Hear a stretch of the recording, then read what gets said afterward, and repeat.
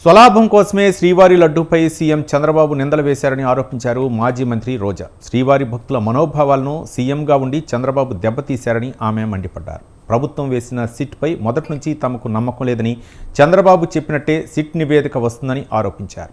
Supreme court judge పర్యవేక్షణలో CBI ద్వారా విచారణ జరిపితే హిందువుల మనోభావాలను గౌరవించినట్లు అవుతుందని రోజా చెప్పారు. వాళ్ళు ఒక సీఎం స్థాయిలో ఉండి తప్పు జరిగిందా లేదా అని విచారణ చేయకుండా, ఎటువంటి సాక్ష్యాధారాలు లేకుండా కేవలం జగన్మోహన్ రెడ్డి గారిని టార్గెట్ చేయాలి, ఆయన మీద నింద వేయాలి, ఆయన్ని హిందువులకి దూరం చేయాలన్న ఒక దురుద్దేశంతోనే ఈ యొక్క కామెంట్ చేశాడు అనేది స్పష్టం కాబోతుంది. ఎందుకంటే ఈరోజు సుప్రీంకోర్టు ఈ కేసు తీసుకునేంత వరకు, ఆ డేట్ అనౌన్స్ చేసేంత వరకు సిట్ వేయనే లేదు.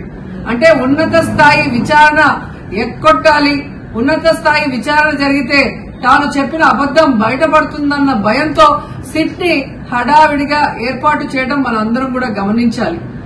మొదటి నుంచి మాకు సిట్ మీద ఎందుకు నమ్మకం లేదు అంటే, తన పరిధిలో ఉన్న సిట్ ని చంద్రబాబు నాయుడు వేస్తే ఆల్రెడీ తను ఒక జడ్జిమెంట్ ఇచ్చేశాడు కాబట్టి దానికి లోబడే అధికారులు అబద్దాలు మాట్లాడతారు, నిజాలు చెప్పరు.